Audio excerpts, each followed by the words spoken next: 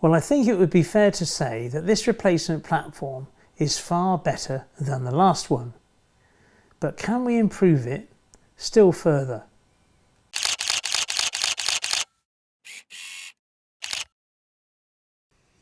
Hi, welcome back to Chadwick Model Railway. I'm Charlie. You join me on the second of the series of building platforms. Why is this the second one? Because I made such a hash of the first one, and there should be a link to it just up here. So where do we go from there? Well, again, I'm using 18mm ply, and all I've done is I've cut myself a new platform. This one here is not reusable. There's no way you can get the ceramic tiles off and make it smooth, so it's a case of starting again.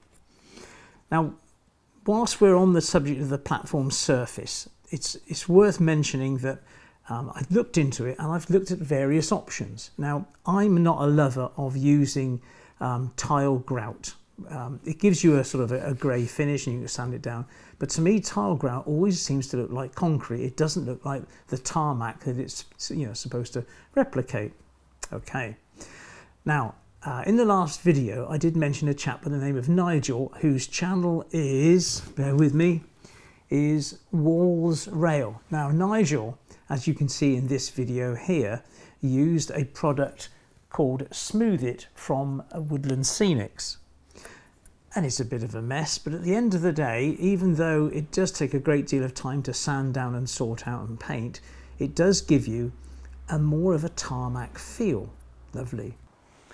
And actually I had used Smooth It myself when constructing this roadway over by the main station.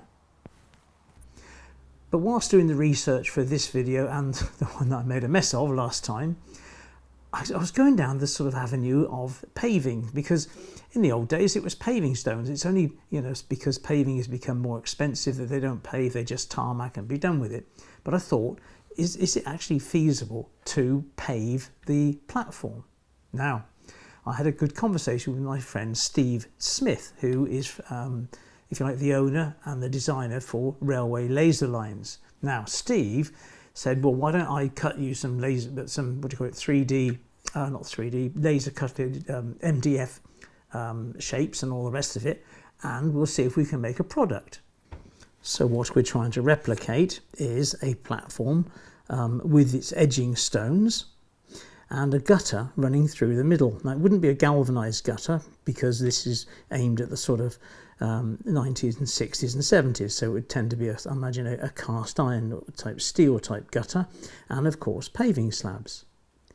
Now, I can't deny it, for this arrangement this platform is too narrow, so what I've done is I've cut up a load of 1.5mm plastic card, and I'm going to edge the platform in this on both sides before I make the platform faces from plastic card.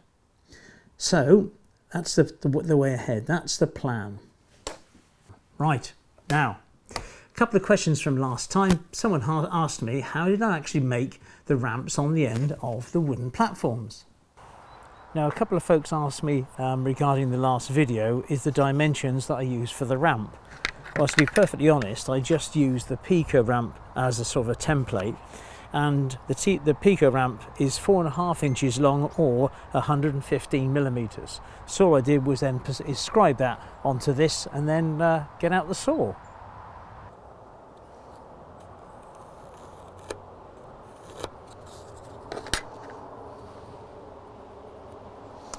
Ba-ba.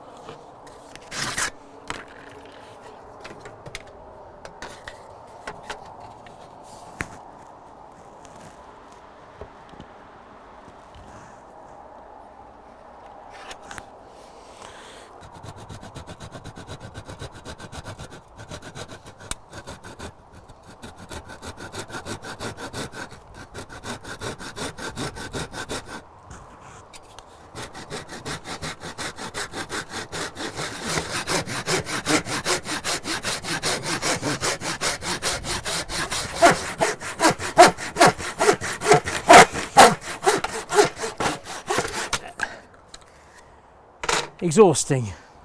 And there was just a little bit stuck up at the end.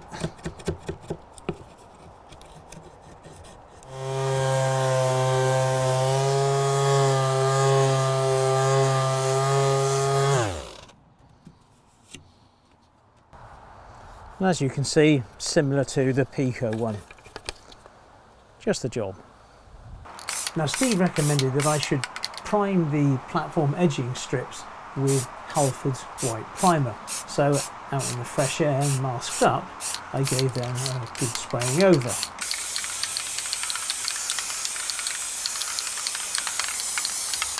And of course this weather, it takes no time at all to dry. But something much more complicated was the drains, trying to do those. So what I've done is I've doubled over some Tamiya masking tape, and it's a low tack tape, and put a couple of the drains on and then give them a spraying with some rail match sleeper grime. And to be perfectly honest, they seem to work out okay, but they are so fragile. So it's a case of just tacking them down at one end, and hopefully it all worked out well. So then it was a case of just getting the rest of them out and giving them a good spraying as well.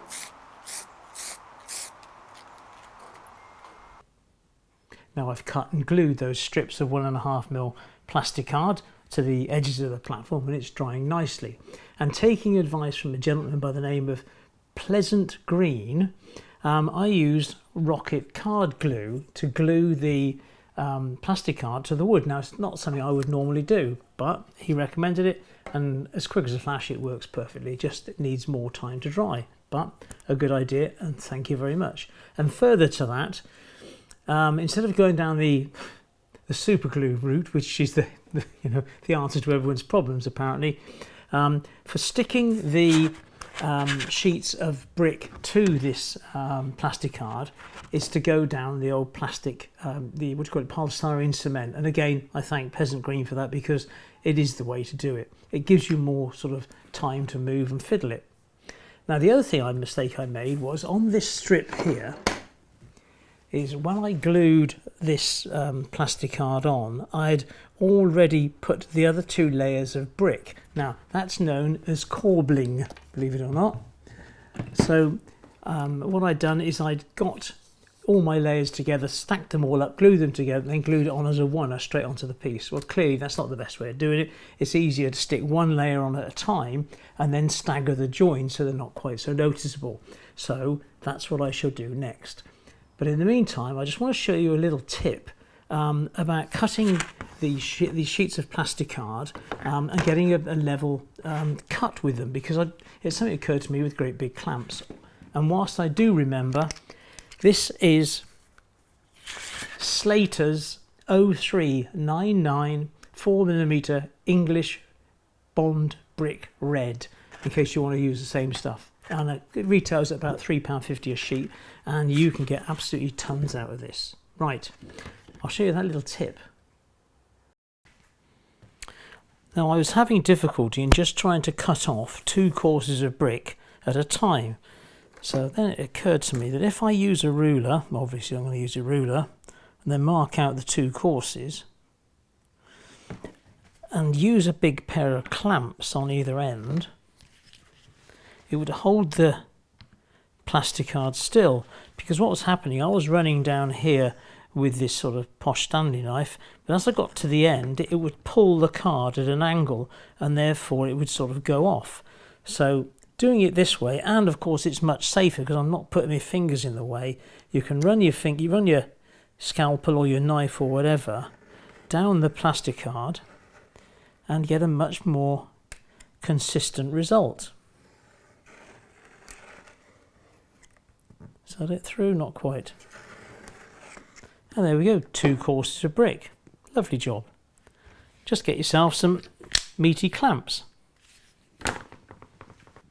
Now, as you can imagine, the next job is obviously to glue the brick plastic card onto my white plastic card. And remembering that this is the top edge and that's the bottom, so I want this level with the top of this section here.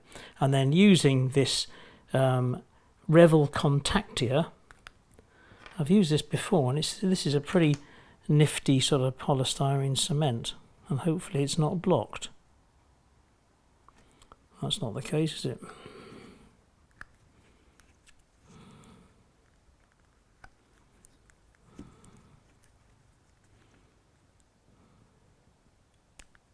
Oh, no, we're good to go.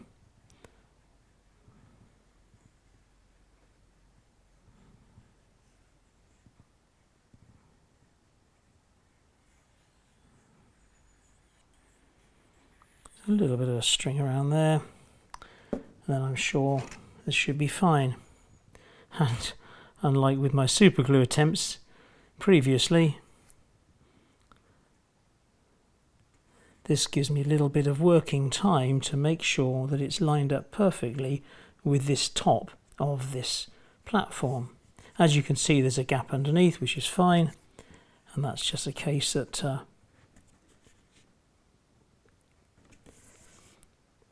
that will be covered by the ballast. Okay, lovely and square, and on to the next one. And now it's a case of, if possible, to line up the brick courses. So that's the first layer of brick, all stuck and good to go. So now we need to think about the corbling. Now, the corbling is a couple of layers of brick or stone just underneath the platform level that offer the platform slab, as it were, more support, because underneath that platform there's a cutaway going back to the platform wall to allow things like point rodding and the cables for signals to pass freely. That's why the vertical face is normally set back.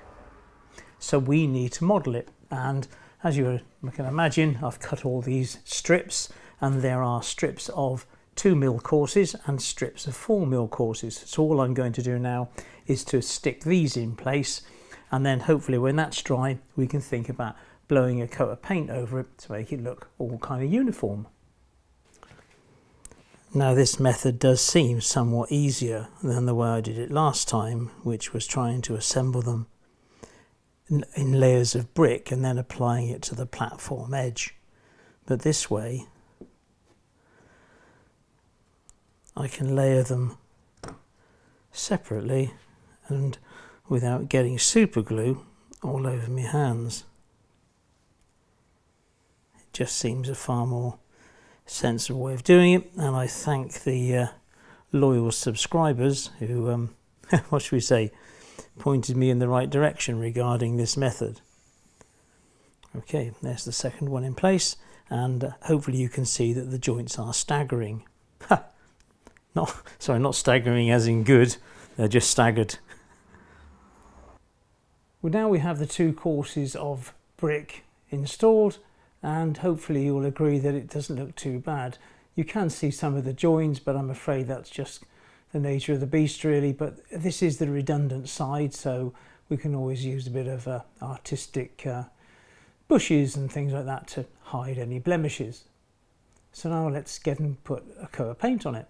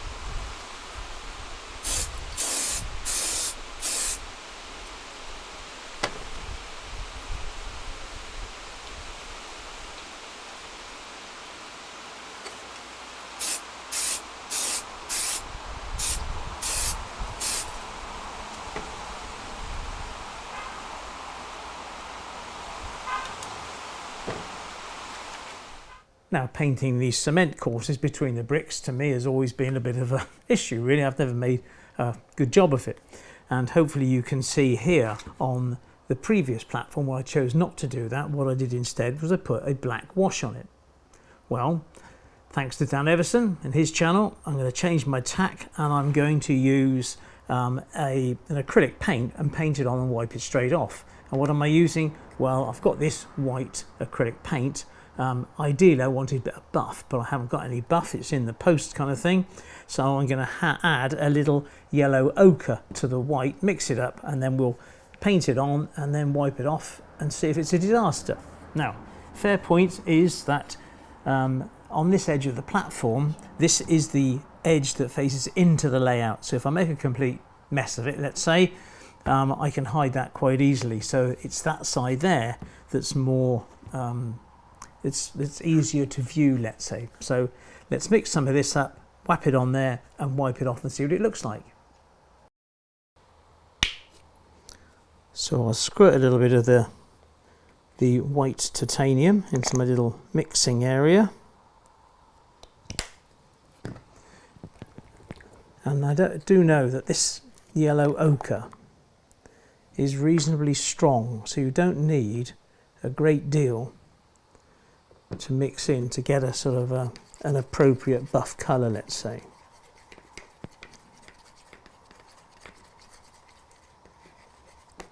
And of course, you know, if you need something a bit darker, then you just add more of the yellow ochre.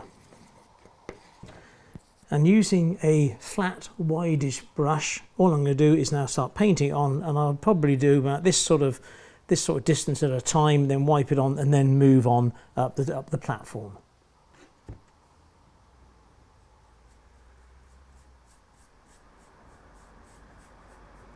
So what I have to do is make sure that this paint goes into all these brick courses, because that's what it's all about. It's filling up the courses with this buff coloured paint, and then obviously wiping off the excess before the paint has a chance to dry properly. Now, the overall brickwork at Cranmore had a sort of a dusty feel to it, so hopefully we'll have some residue left on the brickwork itself to give it that same look.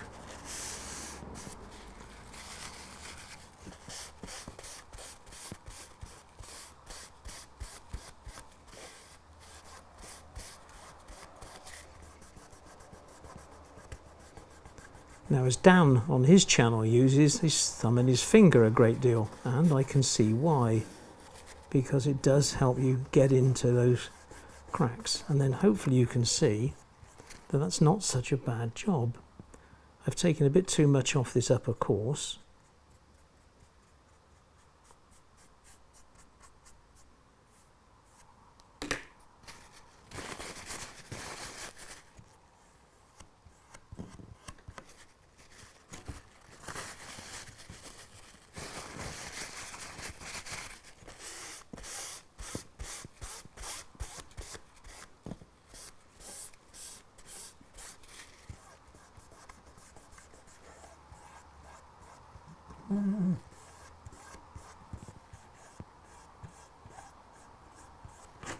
And there we have it. So just the other, what have we got, 6 foot to do here. And then finally we're back up at the other end.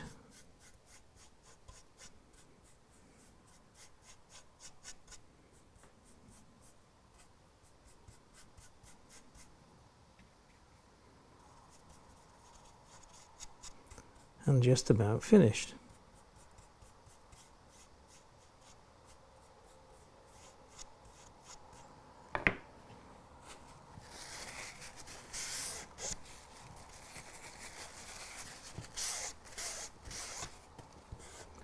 Now please remember that this is not going to give you some pristine, brand new kind of feel to it. This is hopefully giving you a little bit of sort of blotchy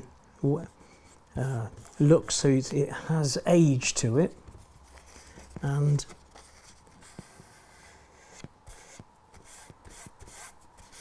is far from perfection. You always use a little bit of a cotton bud to get into the crevices where your finger or your bit of kitchen towel won't get in. And there we are. Well, hopefully you will agree that it's actually not such a bad job. Of course, what it does need now is some weathering powders of a couple of different shades to give it a bit of age. Now looking at the weathering powders, I'm using Tamiya Weathering Master Pack B, which has snow, soot and rust. There are others available, but I think these ones are probably the most suitable. Now it'd be silly to do it without a little trial, and this is one of my trial pieces from the from last week's effort. And obviously you can see the streaking and how quickly it comes down in the look you're after. So really it's a case of using the little Tamiya applicator, and there's a brush at one end, or of course using our good old friend the cotton bud. Right, so as I've shown on that one, what I'm looking at first is some kind of camouflage on the joins. So if I just put a speck on here and just to sort of give it a bit of a darker feel here. The thing about this stuff is not to put on too much because it doesn't come off that easily. It's just a case of going at it, you know, just sort of a bit at a time, really, as you can imagine. And of course your streaks, as weathering is, would always go in a downward direction. Yeah, so and hopefully you can see now we're starting to get a reasonable effect. Well, the platform is now in position, screwed to the deck, and I've placed along the edges the paving stones that I painted yesterday, and they're all along here against this straight edge. The coach travels fine, it doesn't impinge on it, and there's a little bit of clearance, so I think we're good to go where it is. So the only way I can think of doing this now is to glue this strip next to me of paving stones in position, and then build the rest of the pavement out from there. And then of course when it's all in and done, it's a case of painting up all the stones and making it all look a little bit different. And obviously in the long-term side of things, I've got to think about platform canopies and lights and seating and everything else. But I do now have the mind-numbing task of gluing in place these individual tiles, and there must be over 1,000 of the wretched things, but we'll have to give it a go. So as recommended by Steve Smith, rocket card glue is the weapon of choice. And the first thing to do is glue these strips into position.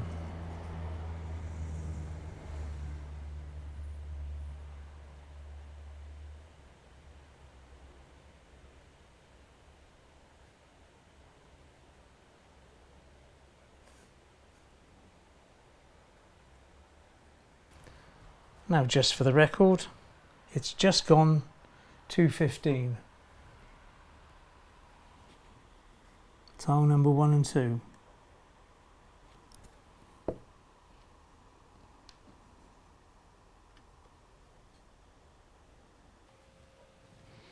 Well, I can't deny it. It's now 2. Couldn't make it up, could you?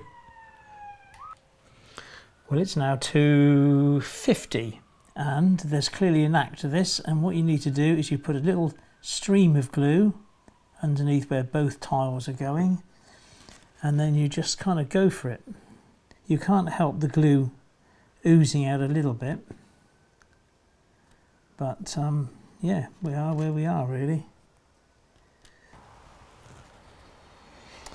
Well, it's now almost 3:15, and I am 2/3 of the way through this.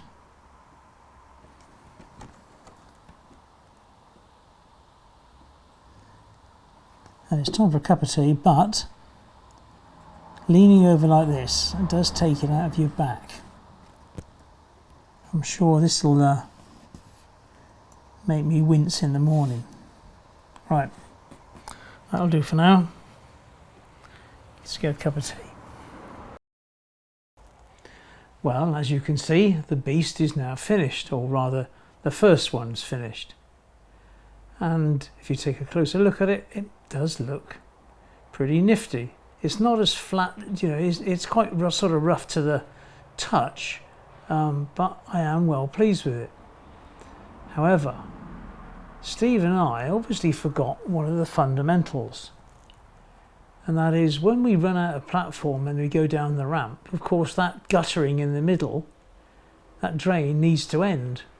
And of course we hadn't really accounted for that with smaller slabs. So hopefully you can see here where I've kind of inserted, I've just snipped a couple of tiles and then used the sort of insert slips to run down the slope. There's a little bit gappy, but we'll leave that till tomorrow, because tomorrow it's a painting day. Woo!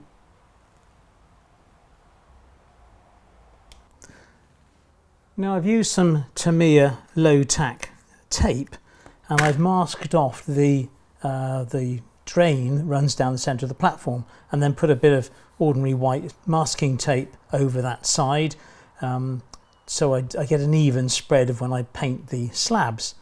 So what am I going to paint them with? Well, what I thought I would do is put a very thin coat down to start with and see how we get on. So I'm using Vallejo 70.989 Sky Grey, but I'm also going to dilute that down, and I use Vallejo's own thinners, which is 73.524. So having given this a good shaking,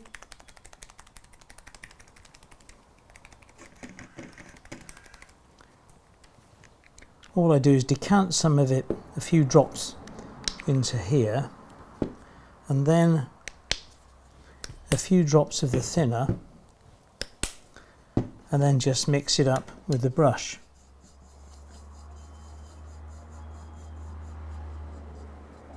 And then just paint it on.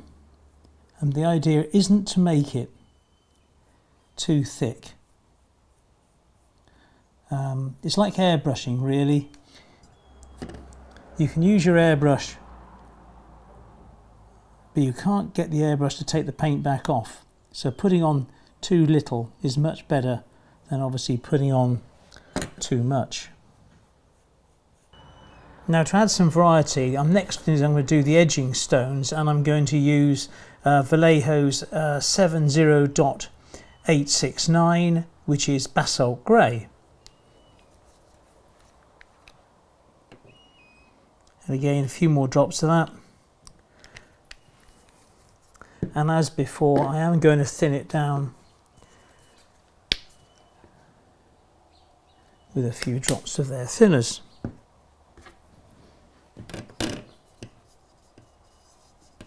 It is worth mentioning that Vallejo thinners should be used with Vallejo paints. It's not a case of, just whapping some water or someone else's thinners.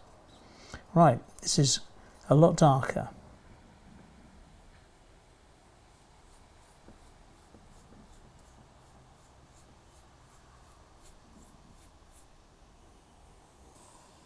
And you can see how easily the MDF slabs, as it were, sucks the paint in. It dries very, very quickly.